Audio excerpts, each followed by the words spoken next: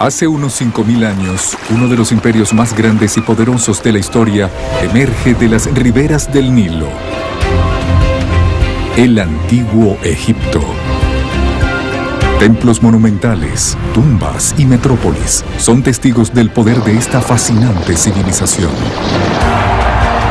Sin embargo, la cultura egipcia también es considerada extraña y misteriosa, incluso hoy. Investigadores internacionales explican el mundo de los faraones divinos y de las vidas cotidianas de sus súbditos. El imperio egipcio perduró por 3.000 años. ¿Cuál fue el secreto del éxito de esta avanzada civilización del Nilo?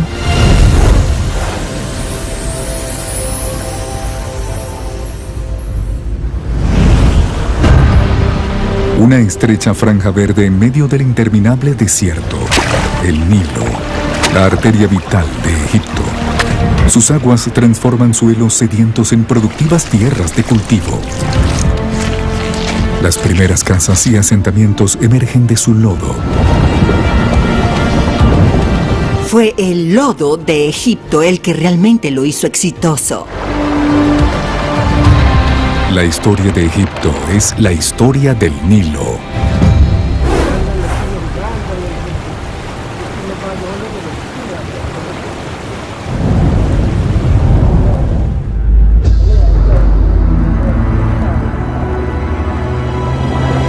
Sin embargo, nuestra historia comienza en el Sahara. Los árabes lo llaman Az-Zarq al-Kubra, el gran desierto, o Bar-Bilama, el mar sin agua. Durante todo el año prevalece la sequía extrema. En el verano, las temperaturas ascienden hasta los 60 grados Celsius. Es un paisaje de extremos. Sin embargo, incluso aquí viven personas, moradores nómadas del desierto.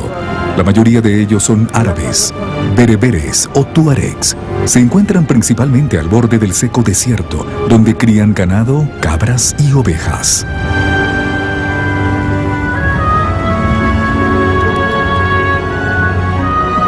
Su tierra se extiende desde el Océano Atlántico hasta el Mar Rojo, un continente desértico de 9 millones de kilómetros cuadrados, sin nada salvo arena, piedras y escombros.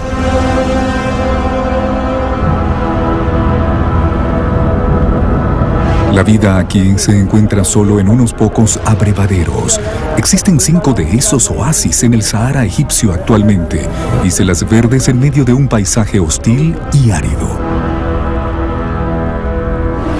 Sin embargo, una meseta en el extremo suroccidental de Egipto sugiere que el Sahara no siempre fue un desierto. Estamos en una de las regiones más secas del mundo. No ha caído lluvia aquí por décadas. La meseta de Gilf Kebir se eleva a unos 300 metros del desierto circundante. En Wadi Sura, el Valle de las Imágenes, se han hallado rastros de los primeros días de los hombres sedentarios. Dibujos en salientes rocosas. De más de 8.000 años de antigüedad, el hombre de la edad de piedra dejó las huellas de sus manos aquí. Oculta al pie de la meseta se halla una cueva. El sitio fue descubierto hace apenas 20 años.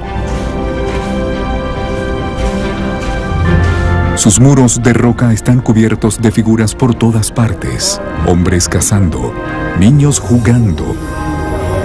Muestran que para entonces los antílopes, gacelas y jirafas debieron vivir todavía en el Sahara.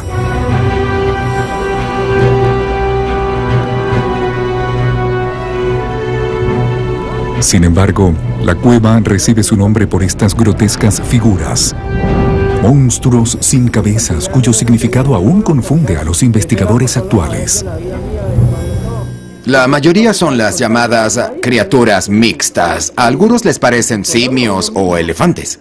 No parecen tener cabezas, sino una cola, como criaturas místicas que no podemos identificar. Y la cueva de los monstruos resalta porque es por mucho el mayor sitio de arte rupestre del mundo, con unas 8,000 figuras individuales. Lo especial es que un enorme número representa a humanos. Sin embargo, ¿cómo encajan estas pinturas llenas de vida en el desierto que las rodea? Otra cueva, también en la meseta de Gilf Kebir, brinda una pista. La cueva de los nadadores. Contiene representaciones de personas nadando. Las más antiguas tienen más de 10.000 años. ¿Personas nadando en un árido desierto? Los petroglifos no son la única evidencia de que alguna vez vivieron personas aquí hace miles de años y que el ambiente debió haber sido muy diferente. Hace algunos años, el historiador prehistórico Heiko Rimmer y su equipo sondearon toda el área alrededor de la cueva y descubrieron algo asombroso: capas de sedimentos antiguos. Son rastros claros de un lago en medio del desierto.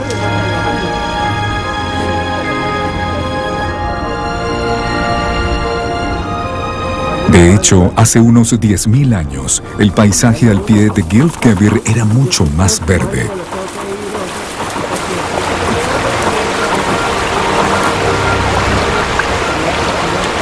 Es lo que llamamos una sabana seca. Eso significa que hay muy poca cubierta arbórea, usualmente de acacias y tamariscos.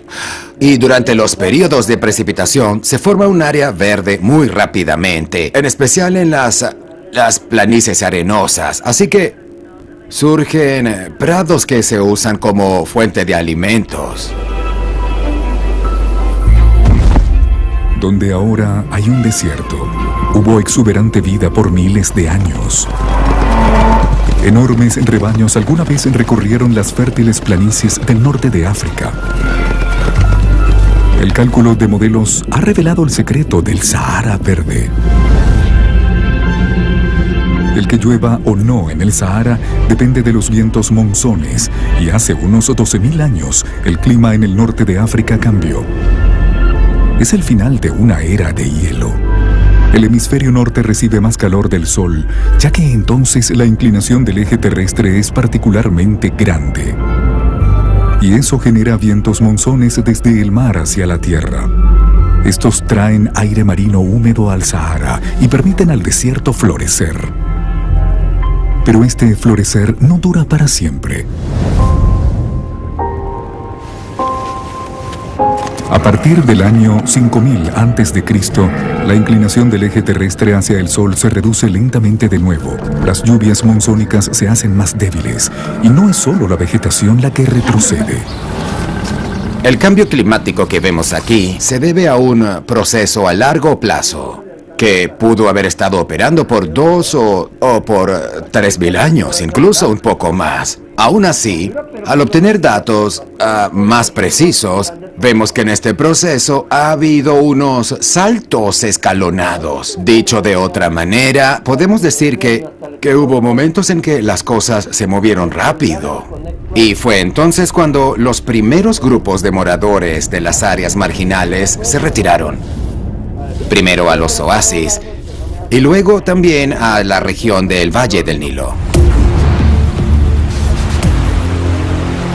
En una estrecha franja fértil a lo largo del Nilo, los refugiados climáticos encuentran un nuevo hogar.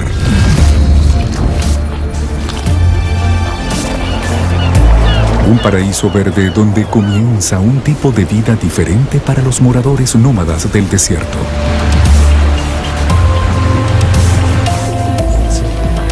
En lugar de deambular por allí como cazadores y recolectores, ahora practican la agricultura y la cría de ganado. Y la pesca, por supuesto.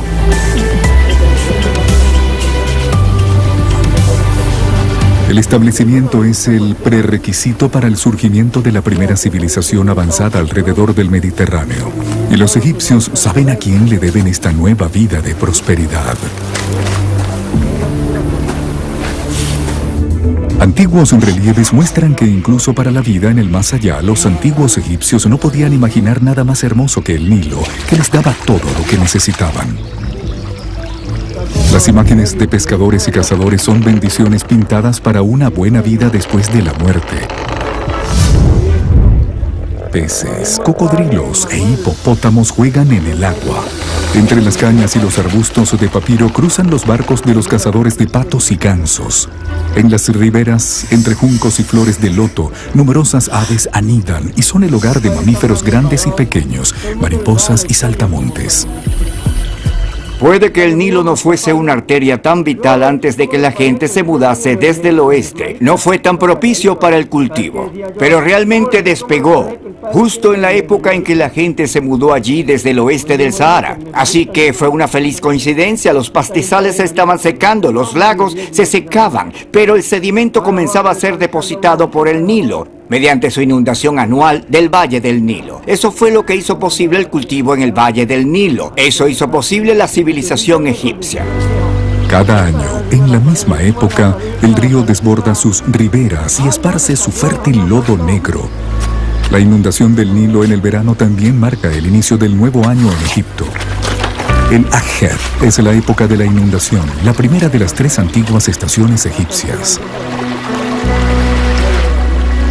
Esta es seguida por el Peret, el brote de la semilla que madura magníficamente gracias a la abundancia de agua que ha absorbido la tierra. Luego, el Shemu, la época del calor y la cosecha, cuando los campos repletos de sol de las riberas brindan ricas cosechas. Las aguas del Nilo convierten las planicies aluviales en uno de los paisajes más fértiles del mundo. Una vida en armonía con el Nilo.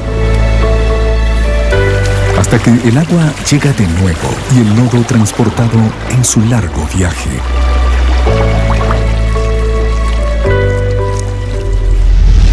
La mezcla de arcilla y lodo no es solo un fertilizante beneficioso para los campos. Los egipcios también la usan como material de construcción para sus moradas.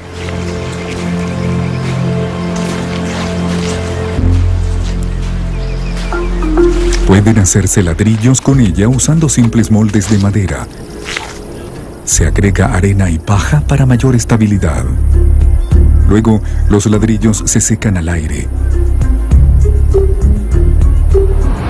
Es un método de construcción económico y sustentable, pues el Nilo brinda un reabastecimiento constante. Fue el lodo de Egipto el que realmente lo hizo exitoso. Porque hacías tus vasijas con él, hacías tus ladrillos y casas con él, hacías tus palacios con él, hacías muros defensivos con él. Así que el lodo de Egipto fue su constitución. Y, de hecho, el nombre de Egipto para los antiguos egipcios es Kemet, que significa tierra negra. Y eso se debe a que el color de la tierra depositada por las inundaciones era muy negro y denso. Y eso fue lo que le dio su nombre a Egipto. Los ladrillos de lodo siguen siendo el principal material de construcción para los egipcios por miles de años. Hace 5.000 años, la mayoría de las moradas en las ciudades eran hechas con el lodo del Nilo. Solo lo que debe durar para siempre se construye con piedra sólida, como las pirámides de Giza. O el magnífico complejo de templos en Luxor, puntos resaltantes en la arquitectura de piedra egipcia. El antiguo historiador Heródoto llamó a Egipto un regalo del Nilo. El Nilo es el orgullo de los egipcios, un regalo de los dioses exclusivamente para su pueblo elegido que se supone tenga una vida plena. Consecuentemente, los dioses del Nilo son adorados celosamente. El dios de la inundación del Nilo es Api. Él hace fértiles los campos y por tanto es mostrado como un hombre obeso con senos colgantes. Luego está la diosa creadora, Toeris. Ella aparece como un hipopótamo preñado con cabeza de cocodrilo y patas de león. El dios Sobek, con cabeza de cocodrilo, es considerado la personificación de las aguas del Nilo. También gobierna la fértil región de Fayum. La diosa Satis, con 2 cuernos de antílope y la corona del Alto Egipto en su cabeza, es adorada como la proveedora del agua del Nilo. Junto a Khnum y Anuket, ella forma la llamada Tríada Divina de Elefantina. Pues aquí, en la isla Elefantina, se supone que esté la fuente del Nilo, según las creencias egipcias, incluso cuando de hecho sabían que el Nilo surge mucho más al sur, afuera de Egipto. Un relieve en el templo de la diosa Satis habla del pragmatismo de los antiguos egipcios. Para resolver la contradicción, un miembro del trío de dioses recibe un tocado especial. Se supone que garantice que los dioses del antiguo Egipto también tengan poder sobre la parte del Nilo fuera de Egipto. Los dioses del antiguo Egipto usualmente tienen solo 1 o 2 plumas en sus coronas. Pero cuando vemos una corona que tiene muchas plumas, es un indicativo de que estamos frente a un dios que tiene una conexión sureña. Aquí, la diosa Anuket es la que les da a los antiguos egipcios el control sobre el Nilo, más allá de las fronteras del sur, más allá de la primera catarata. Pero, ¿dónde exactamente se origina la arteria vital de Egipto? El enorme río tiene 2 cabeceras. El llamado Nilo Blanco surge de las montañas de Ruanda y Burundi y fluye al norte a través del lago Victoria. El Nilo Azul surge en las tierras altas etíopes. En Khartoum, la capital de Sudán, los Nilos Blanco y Azul se convierten en uno.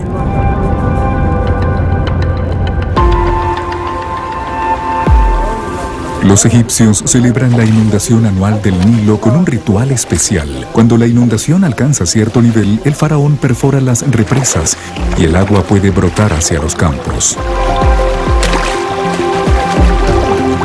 La apertura ceremonial de los canales se ha confirmado hasta hace más de 5.000 años.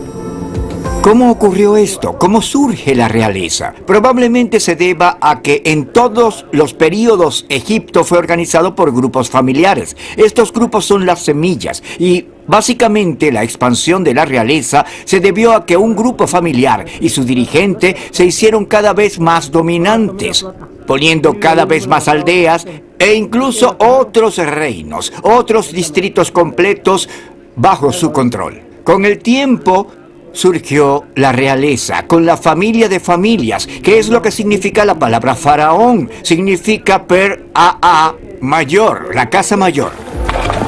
La inundación anual del Nilo garantiza la prosperidad y la riqueza del país. Esta llena los campos de agua y transforma la tierra en un fértil jardín del Edén. Con el tiempo, los egipcios desarrollan sistemas de irrigación cada vez más sofisticados para suministrar a sus campos agua suficiente durante todo el año. Los granjeros dependen de lo que se conoce como irrigación de cuenca. Con la ayuda de esclusas y bombas mecánicas, un sistema de canales perfectamente ramificado dirige la inundación del Nilo hasta donde se necesita con más urgencia. Incluso hoy, los granjeros egipcios irrigan parte de sus campos con este método probado en el tiempo. Cuando el suministro de agua es seguro, a Egipto le va bien. Sin embargo, si la inundación falla, deben esperarse hambre y miseria.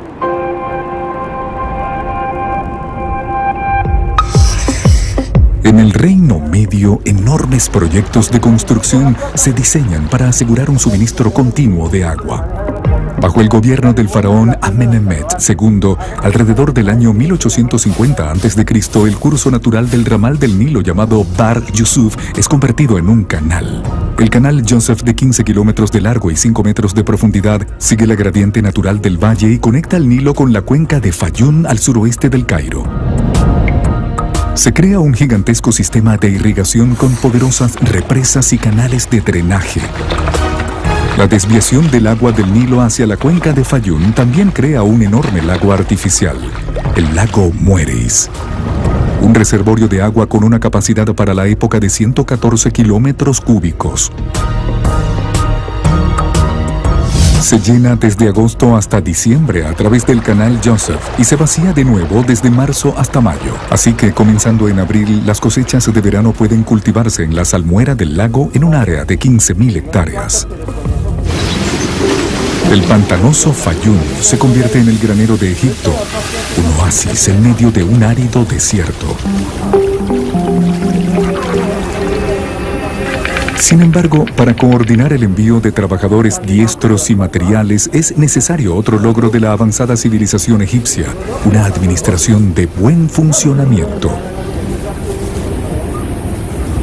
El antiguo Egipto no consistía solamente del Alto y el Bajo Egipto y tal vez las regiones desérticas. El país estaba subdividido en muchas provincias individuales o distritos que hoy llamamos nomes. Eran el estrato más bajo o local de la administración de la provincia individual. Solo de este modo podía la producción adicional de la agricultura ser distribuida a las distintas áreas del país. Los egipcios llamaban a los nomes Sepat y después nomos. Ya en la primera dinastía, el largo país está dividido en unidades administrativas menores. Están ubicadas a ambos lados del Nilo y se extienden por 30 o 40 kilómetros. Sus nombres egipcios se derivan de los dioses adorados en el área respectiva. Hay 42 nomes en total, 22 en el delta y 20 en el Alto Egipto. Una vez establecidos, siguieron siendo válidos hasta la época grecorromana, es decir, por milenios. Los líderes de estos distritos, los llamados príncipes de distrito, se suponía claro que fuesen leales a la casa gobernante y al rey. Sin embargo, en ciertas fases críticas, ellos cuidaban principalmente sus propios intereses. De algún modo es comparable a los gobernadores de los estados federales actuales, quienes a veces retan o incluso desafían al gobierno central. Habría sido muy similar entonces. La administración también establece impuestos basados en el nivel de agua del Nilo. En la isla Elefantina hay varios de los llamados nilómetros, que son usados para medir la altura de la inundación anual del Nilo. El más antiguo de ellos está ubicado cerca del templo de Satis, una escalera con una escala para marcar. Pero hay otros modelos.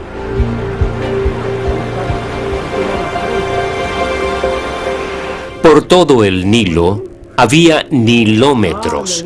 Esos nilómetros estaban conectados al Nilo mediante tuberías y el agua se acumulaba en pequeños salones.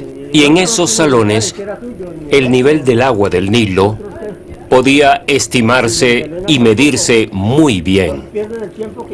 Y consecuentemente, los impuestos de la gente eran estimados y establecidos.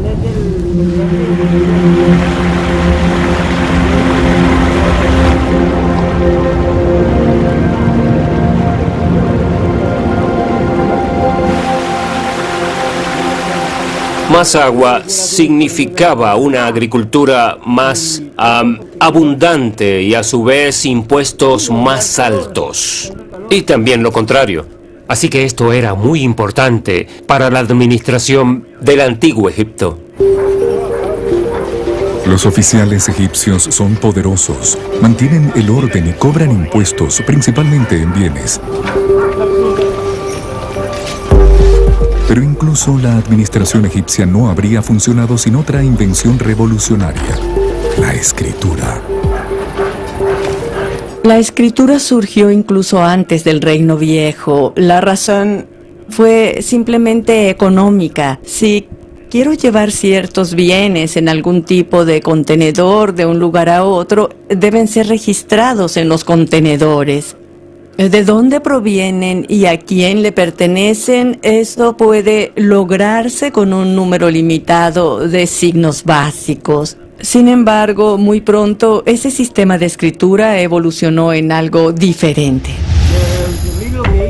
Para los antiguos egipcios, los jeroglíficos son palabras de Dios. Se usan principalmente con propósitos religiosos y se dice que tienen significados mágicos. La pintura de los complejos ideogramas se realiza en tablillas de madera como estas. Se cubren con una capa de estuco blanco para poder usarse una y otra vez. Sin embargo, para la correspondencia cotidiana, los egipcios usan el llamado hierático, donde los caracteres jeroglíficos son simplificados en pinceladas y grupos de ellas. El papiro y el pergamino eran tan valiosos que la gente prefería usar tablillas de arcilla para las notas cotidianas. En el periodo tardío aparece otra forma de escritura, la demótica. Su rasgo más impactante comparada a la hierática es el uso de numerosas abreviaturas. La última forma de escritura egipcia es la cóptica. Esta combina letras griegas con símbolos demóticos. Los antiguos egipcios preservan su relación muy especial con la escritura y las imágenes durante milenios. Cuando vemos una tumba o templo del antiguo Egipto, quedamos asombrados por la cantidad de jeroglíficos y de imágenes en las paredes. Y para los egipcios, ambas cosas eran muy importantes. Y gran parte de su arte es solo jeroglíficos aumentados, pero para quienes no sabían leer. Así que la idea podía transmitirse a quienes no podían leer. Los egipcios también creían que al escribirlo, se hacía real de algún modo. Así que estas imágenes, además de estas palabras que están escritas, tenían un enorme poder. Y al escribirlas en templos y tumbas, se hacían reales. Lo que dijesen sucedería. Y también, si las pronunciabas, obtenían potencia adicional. Así que había mucha magia y poder en la palabra. Sin embargo, en tiempos modernos, esta magia parecía perdida para siempre, ya que nadie podía entender los jeroglíficos. Hasta que encuentran este trozo de granodiorita oscura. Mide 1,12 metros de altura, 76 centímetros de ancho y pesa 762 kilogramos. Los oficiales son necesarios para dividir los campos o para contar a los ciudadanos el ganado y las cosechas. Cobran los impuestos, usando la fuerza de ser necesario. Son responsables por proteger las caravanas a través del desierto. Y en el río, persiguen a los contrabandistas. El Nilo es la ruta comercial más importante de Egipto. Sin él, el suministro a la población controlado centralmente difícilmente habría sido posible. Grandes cantidades de grano, además de piedras para la construcción de templos y pirámides, tienen que ser transportadas. Los oficiales y los viajeros comunes desean llegar a sus destinos rápida y fácilmente. En el antiguo Egipto, todo esto es solo posible por agua.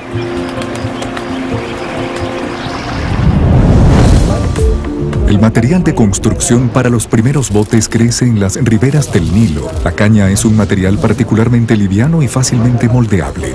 Es secada y atada en fardos y luego se le da forma. Un techo hecho de paja ofrece protección del sol. Los timones se sujetan a postes de madera. Este tipo de bote puede rastrearse incluso a la época predinástica. En el mismo periodo aparecen los primeros barcos de madera. Su construcción sigue el mismo principio. En lugar de caña o papiro, tablas de madera se atan con sogas hechas de fibras de palma o papiro.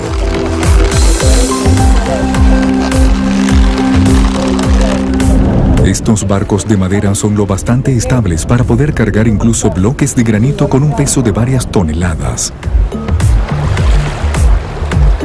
Los egipcios son maestros de la construcción de barcos, por lo tanto el Nilo se convierte en una superautopista que conecta al país y a su gente.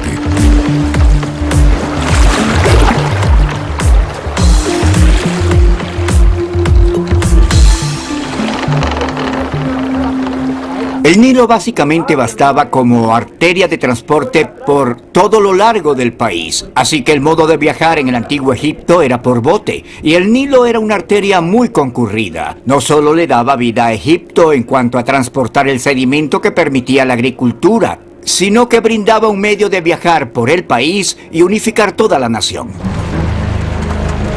De hecho, los vehículos de ruedas apenas tienen algún rol en el Egipto faraónico. Una de las raras excepciones son las carretas de bueyes para transportar los barcos por tierra. Los barcos egipcios pueden ser desarmados en sus componentes de ser necesario y rearmados en su destino, tabla por tabla. En la guerra, esto puede brindar una ventaja decisiva. Tras esto, existe un ingenioso sistema modular. No hay una sola pieza de metal. Algunos clavos de madera aseguran que las piezas permanezcan firmemente unidas, incluso durante una tormenta. Más allá del horror, se esconde una obsesión. Los aliados sabían que los nazis trabajaban en algo terrible en este lugar. Más allá de la guerra, se esconden las historias más oscuras. Este es un nuevo tipo de terror. Dejó a la gente sin aliento. Es un cambio absoluto de juego. ¿Qué hay detrás de los mitos y leyendas de los últimos días del Tercer Reich? Campos de trabajo, prisioneros de guerra, campos de concentración. Segunda Guerra Mundial, todos los jueves, por History 2.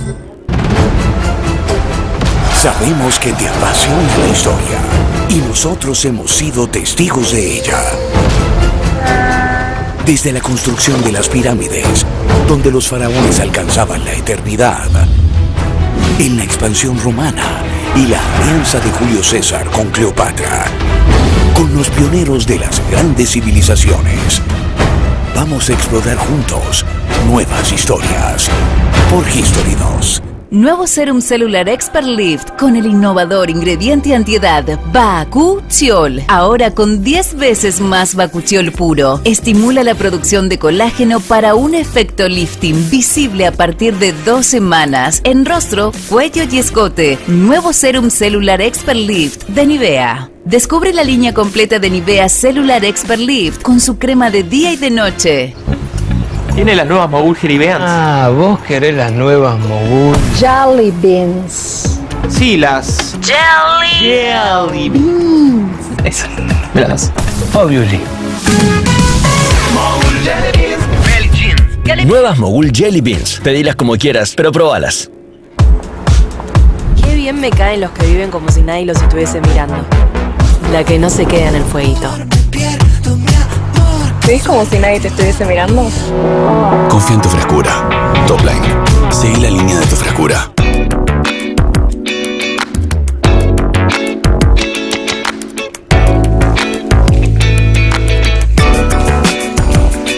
Estamos a un Milka de distancia. Milka, el sabor de la ternura. Sin embargo, el Nilo también tiene sus trampas. Las rápidas cataratas son pequeñas cascadas. Aquí la corriente se vuelve muy rápida y peligrosa.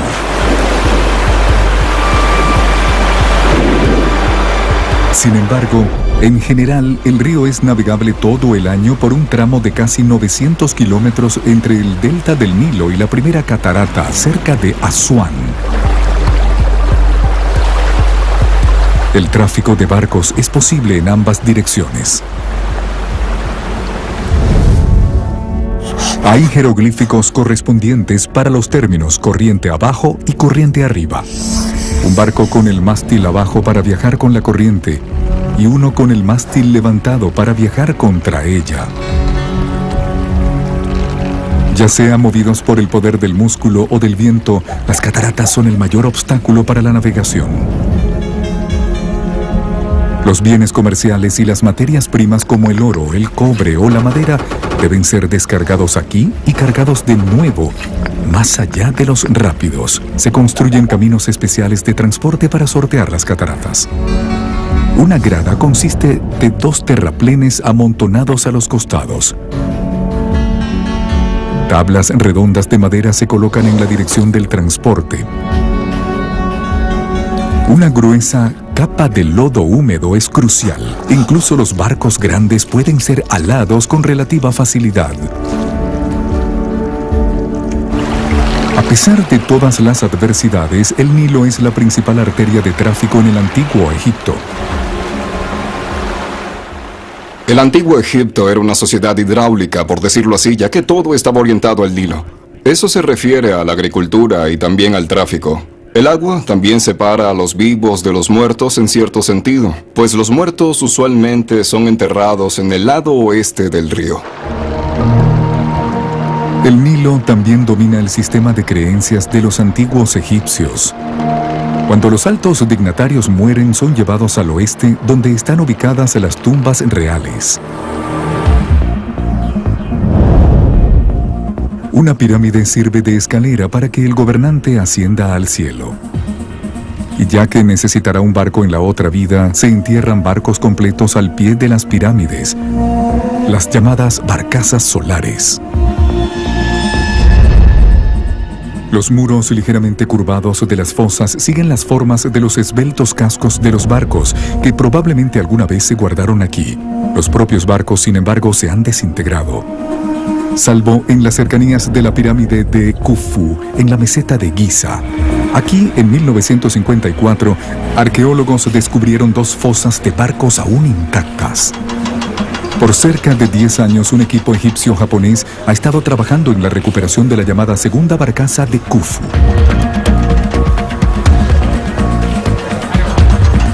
Desafortunadamente, los microorganismos parecen haber entrado a la tumba durante la primera perforación. La condición de la madera es preocupante. Desmantelado, el barco es como un rompecabezas gigante.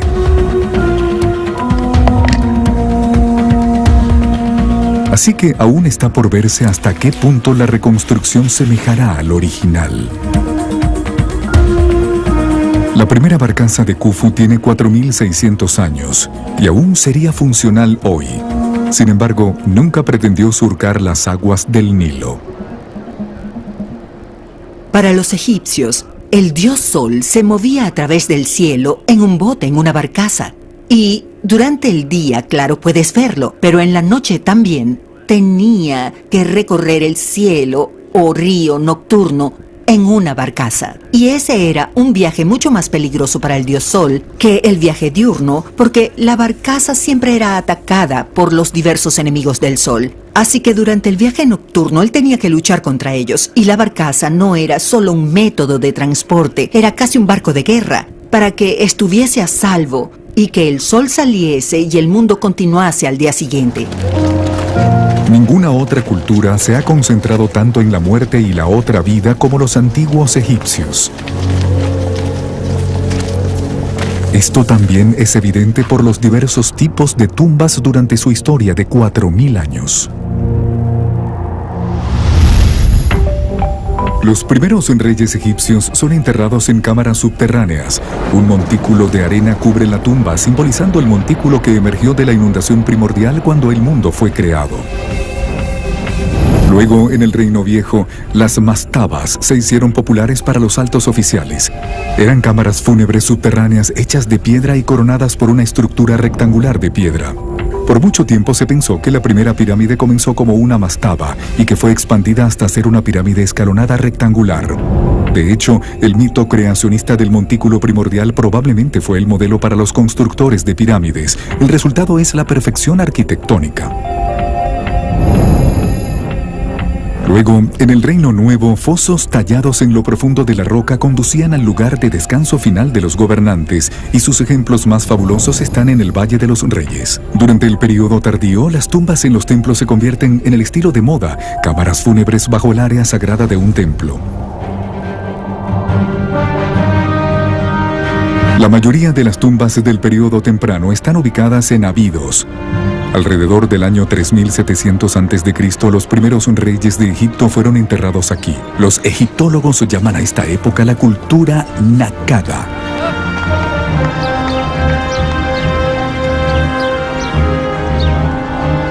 La La gente de esta era vive de la agricultura. La caza y la recolección difícilmente tienen un rol ahora. Con el transcurso del tiempo emerge un orden social, un evento que se refleja en el cementerio de Abidos.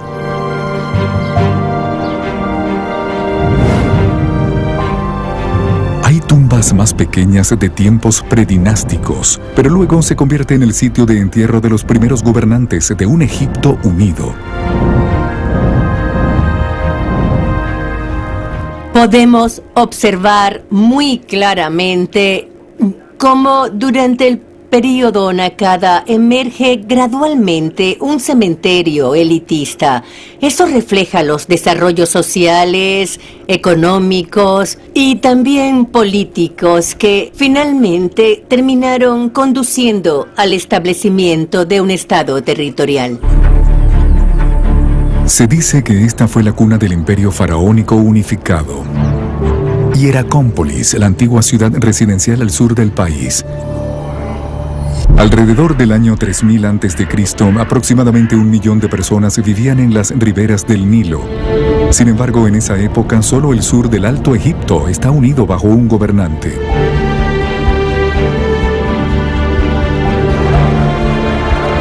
Se trata del rey Narmer. Los historiadores hace mucho se preguntan lo que pudo haber ocurrido en Hieracómpolis en esta época. Algo es seguro. Narmer es ambicioso y desea expandir su poder hacia el norte del Bajo Egipto. Según fuentes antiguas, los príncipes del Valle del Nilo han estado peleando entre sí por largo tiempo. Narmer desea subyugar a las facciones rebeldes en el norte y decidir la lucha de siglos en su favor. Así que, ¿fueron unidos el Alto y el Bajo Egipto por la fuerza?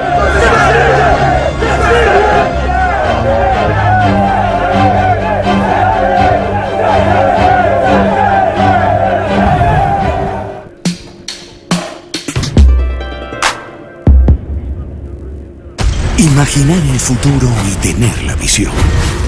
Disfruta del internet más rápido de Guatemala con 5G de Claro. Subimos fotos y videos de forma ultra rápida. Descarga información sin interrupciones. Escucha tus canciones favoritas donde querrás. Y además con Claro Hogar de hasta 700 megas, juega por más tiempo con tu squad sin pausas. Disfruta de maratones de tus series favoritas en alta definición. Hace videollamadas con mejor calidad. Y todo esto con Claro, el internet más rápido de Guatemala. ¡Claro que sí! Planes postpago con más internet. El regalo ideal para mamá. Recibí 5 GB gratis para YouTube. Y con América Sin Fronteras, navega y habla sin costo de roaming. También acumula los gigas de tu plan. Tu plan incluye redes sociales y llamadas ilimitadas. Adquirilo en puntos de venta. En la red 5G y el internet más rápido de Guatemala. ¡Claro que sí! Y nosotros hemos sido testigos de ella. Desde la construcción de las pirámides, donde los faraones alcanzaban la eternidad, en la expansión romana y la alianza de Julio César con Cleopatra, con los pioneros de las grandes civilizaciones, vamos a explorar juntos nuevas historias por History 2. Para alcanzar el éxito. En su primer año ingresó $52 billones. Fue un gran logro que Toyota finalmente produjo su propio auto diseñado y lo ofreció al público japonés. Muchos tuvieron que saborear el fracaso. Si se rompe una pieza del puente, toda la estructura la sigue como un castillo de naipes. Una mirada a las victorias y reveses más impactantes de la historia. Todos los viernes por History 2.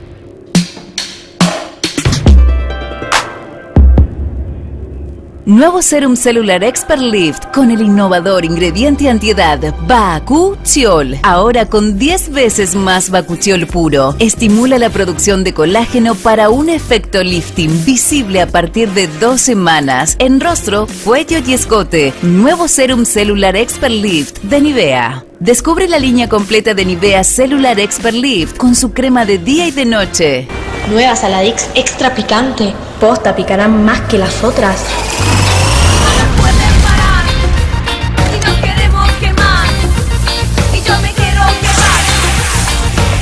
porque tus ganas de picante son imposibles de apagar. Nueva Saladix Extra Picante. Hay un Milka para cada momento, porque siempre encontramos la manera de seguir disfrutando juntos. Estamos a un Milka de distancia. Milka, el sabor de la ternura. Imagina un pelo perfecto todos los días. El VIP Hydra Hialurónico de L'Oréal Paris, enriquecido con ácido hialurónico. 4 veces más hidratación para transformar tu pelo hasta por 72 horas. Atrévete, soltalo, para un pelo perfecto todos los días. El VIP Hydra Hialurónico de L'Oréal Paris. Lo valemos. Un hallazgo en Hieracómpolis brinda una pista. Fue descubierto a finales del siglo XIX durante excavaciones en la antigua área de templos de la ciudad. Una losa de pizarra verde con un peso cercano a los 20 kilogramos. La llamada paleta de Narmer de 5.000 años cuenta la historia del rey. Las imágenes muestran fuerza bruta y enemigos subyugados. ¿Es mera propaganda o de hecho es prueba de que Narmer conquistó las tierras del norte? El problema es que el asesinato de enemigos es un favorito perenne de la iconografía del antiguo Egipto. Todos los regentes de Egipto se han mostrado en esta pose victoriosa. Simplemente buscan presentarse a sí mismos como comandando una proeza militar ilimitada y con poderes sobrehumanos concedidos por los dioses. La paleta de Narmer incluso muestra el cruel fin que espera a los enemigos del rey. Son decapitados y mutilados. Sus penes son cortados y colocados en sus cabezas como humillación final. Desde los inicios de la cultura egipcia, vemos este motivo del gobernante sosteniendo un mazo, básicamente un martillo grande, y tomando el cabello de un enemigo a punto de asestar un golpe. ¿De qué se trata esto? Bien, es propaganda. Te muestra que el faraón tiene el control. Y lo que está siendo mostrado aquí es el motivo del orden sobre el caos. Los egipcios temían que las cosas se desmoronasen. Era un modo de mantener a Egipto unido. La paleta del rey detalla aún más el conflicto.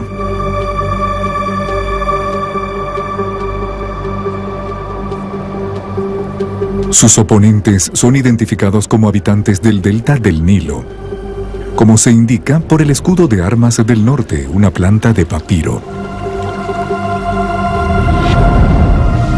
Por lo tanto, hay mucho que sugiere un choque entre el rey Narmer y los recalcitrantes príncipes tribales del delta del Nilo.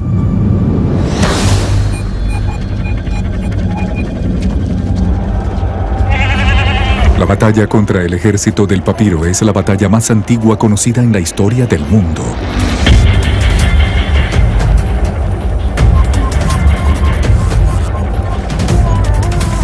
Se libró con las armas más simples: garrotes, lanzas y mazos de piedra. Los oponentes lucharon hombre contra hombre.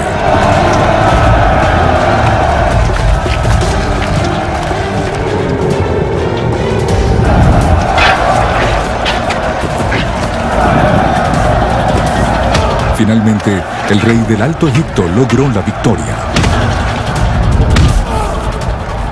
Antes de la unificación, Egipto aún estaba dividido al menos en dos reinos, uno en el sur y otro en el norte. Narmer obviamente comenzaba su conquista del norte con la corona blanca del sur de Egipto. Y después de resultar victorioso, usaba la corona roja. Después de la unificación fueron reunidas, juntadas, y durante el resto de la historia del antiguo Egipto se convirtieron en el símbolo del gobierno del Egipto unido. Aunque aún no está claro quién usó la corona roja del Bajo Egipto antes del rey Narmer, y si hubo un rey allí en absoluto desde entonces, la doble corona se convierte en el símbolo del gobierno sobre el Alto y el Bajo Egipto. Y aún más, el loto del sur y el papiro del norte ahora aparecen como uno.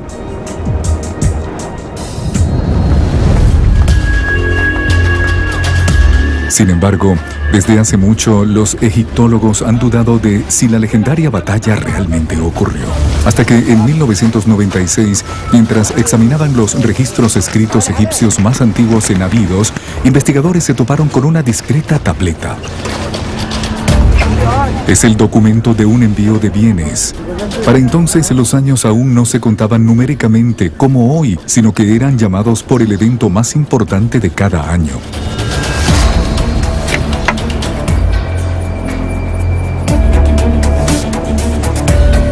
El documento fecha una entrega de aceite en el año en el que dice: Narmer derrotó al pueblo del papiro.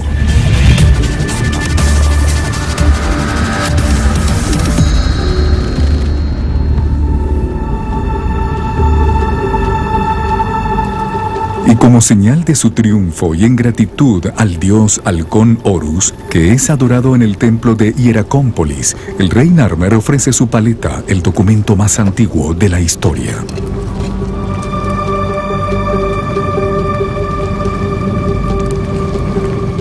Esto indicaría que él, de hecho, estuvo involucrado en esa fantástica acción y que fue quien concluyó muy probablemente una quizás larga línea de intentos por lograr la unidad de Egipto. Pero en su época, y es lo que nos dice la paleta de Narmer, esa unidad finalmente se logró. Más de 170 faraones y faraonas sucedieron al rey Narmer. Él se yergue al inicio de la civilización egipcia y el desarrollo del imperio hasta ser una superpotencia. Un estado que debe su existencia a un río que siempre desborda sus riberas en la misma época del año, dejando atrás su lado oscuro y fértil. Hasta hoy, los egipcios están muy conscientes de la importancia del Nilo. Sin él, su país sería un desierto.